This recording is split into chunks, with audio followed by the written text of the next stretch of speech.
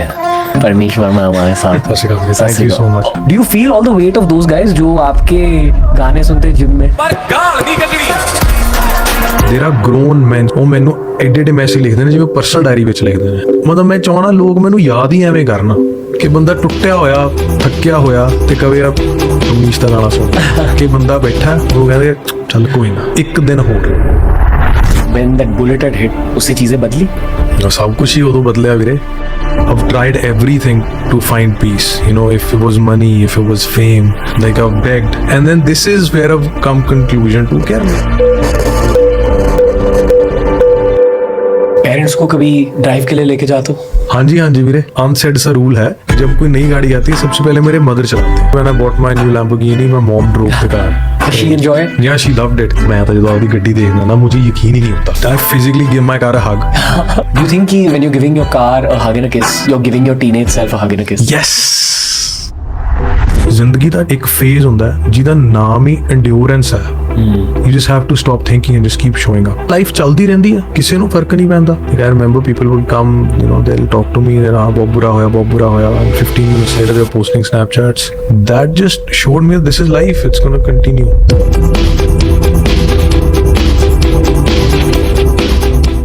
लग रहा है कि हमारे स्टूडियो में बिजली है। परमेश वर्मा हमारे साथ। So happy to be sitting in front of you भाई। मिले थे हम वो Spotify event पे at Karan Aujla's album launch। Just felt so much of a connection with you। Welcome to our world। Thank you so much man, I really appreciate it। Thank you so much। Same बस बातें करनी है आपसे। हाँ जी। How are you बाजी? बहुत बढ़िया वीरे। Tell me more। I'm exactly where I wanted to be in life। Yes, and doesn't mean it's great, it's good or bad, but this is where, you know, I wanted to be। So, and it does come at a price, and that I was always willing to pay। But the fact कि मैं बस जो करना चाहता था मैं वो कर रहा हूँ। So I'm really happy। शुरुआत से ही थोड़ी सी डेप्थ लाता है। नहीं मैं फिर उन तनु की दस सकदा नहीं। और I could have just went कि जी मेरी फिल्म आ रही है, मेरा गाना आ रहा है। So I didn't want it to go there, so I thought I'll just be honest with you। As the years have gone by, आपके चेहरे पर सुकून बढ़ा है, ये मैंने नोटिस करा है from a distance। अच्छा जी। Am I right? I hope so। हाँ जी। बहुत पीसफुल हो रहा है आपकी अब। थैंक यू जी। एंड आई फील कि आपकी बातों से लोग अट्रैक्ट हो जाते हैं आजकल। You are a very deep person. I know कि आप बहुत सारी किताबें पढ़ते हो, you are a deep thinker. हाँ जी। एंड आई थिंक कि लोग बस अब आपकी इस साइड को और ज्यादा डिस्कवर कर रहे हैं, specially the ladies. Thank you. Am I right? Am I wrong?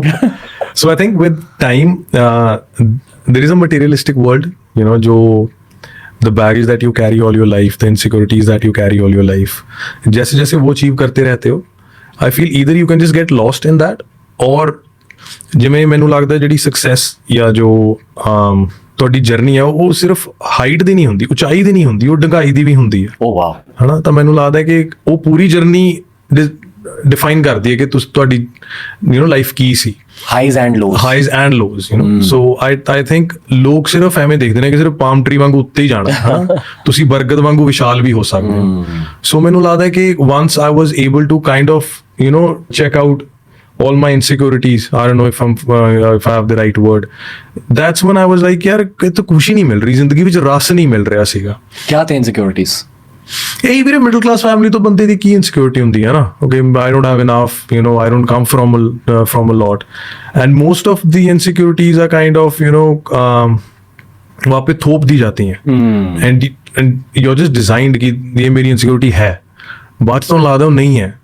For instance, from an artist's perspective, I look at my life from my own perspective कि जब मैं 15 साल का था या जब मैं 18 साल का था मुझे क्या चाहिए था, what would have made me happy, and the day I started looking at my life from that lens, I've been satisfied in everything।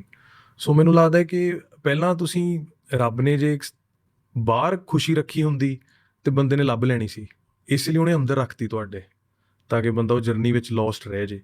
So I don't know if I'm making sense or not। एक point आता है self realisation का, जहां आप खुद के लिए जीने लगते हो, समाज के लिए नहीं। हाँ जी।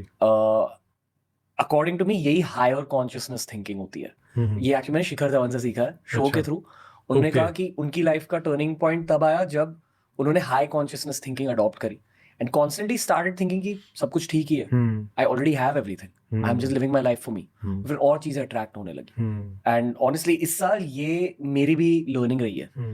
मैंने नोटिस करा है कि जब आप अंदर से हाई कॉन्शियसनेस हो जाते हो चीजें खुद से होने लगती है. चीजें इजीली हो जाती है आपकी लाइफ में. And I think success is not the goal, ease is the goal. ਮੈਨੂੰ ਲੱਗਦਾ ਵੀਰੇ ਕਿ ਜੋ ਤੁਹਾਡੇ ਇਮੋਸ਼ਨਸ ਹੁੰਦੇ ਨੇ ਨਾ ਤੁਹਾਨੂੰ ਟ੍ਰਿਕ ਕਰ ਲੈਂਦੇ ਨੇ.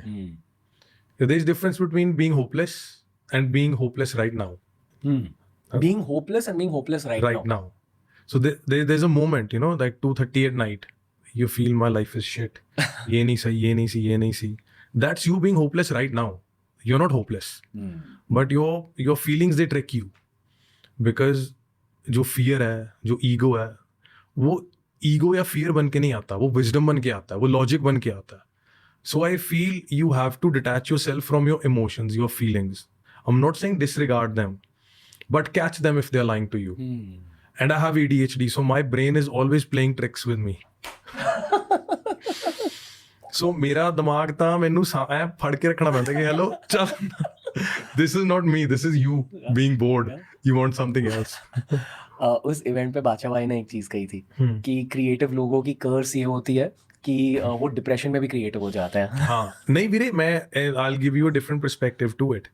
I feel creative ਲੋਕਾਂ ਦਾ ਡਿਪਰੈਸ਼ਨ ਵੀ ਕ੍ਰੀਏਟਿਵ ਹੁੰਦਾ ਕਿਉਂਕਿ ਤੁਸੀਂ ਕ੍ਰੀਏਟ ਕਰ ਰਹੇ ਹੋ, ਤੁਸੀਂ ਕੁਝ ਕੰਮ ਨਹੀਂ ਦਵੋਗੇ ਤਾਂ ਉਹ ਡਿਪਰੈਸ਼ਨ ਨੂੰ ਵੀ ਉਨਾ ਹੀ ਕ੍ਰੀਏਟ ਕਰ ਦਿੰਦਾ. ਦਿਮਾਗ ਦਾ ਨਾ ਜੌਬ ਬਣ ਜਾਂਦੀ ਹੈ ਕਿ ਲੈਟ ਮੀ ਸ਼ੋ ਯੂ ਹਨਾ. ਤੇ ਇਸ ਕਰਕੇ ਬਟ ਇਟ ਮੇਰੇ ਲਈ I feel the moment I realized, you know, I knew about ADHD but I never dove into it.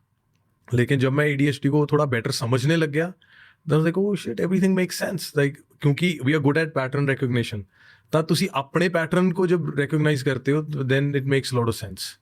So now I manage my hyper focus. I know कि मैं ਹੁਣ ਇੱਧਰ ਜਾ ਰਿਹਾ. Like I know exactly when my brain is going to trick me. So I'm very conscious of that. So and I think that kind of had a good impact on my personal life because then I started looking at life from that lens and that changed it.